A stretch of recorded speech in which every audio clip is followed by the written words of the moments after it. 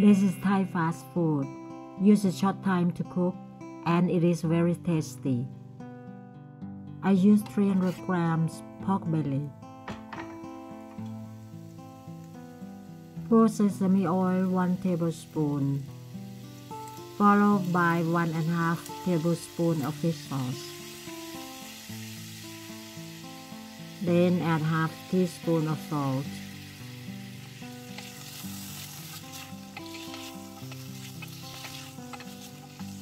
Turn over and mix them well.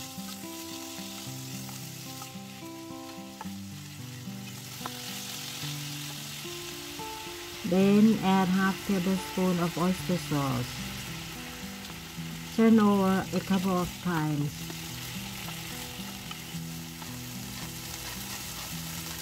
I add a little bit of pepper.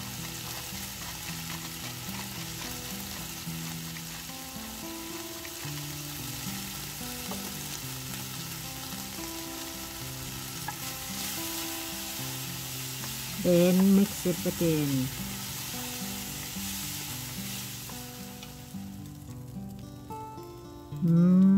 Yummy. And then we were waiting for sticky rice to be ready to serve. Tempting, isn't it?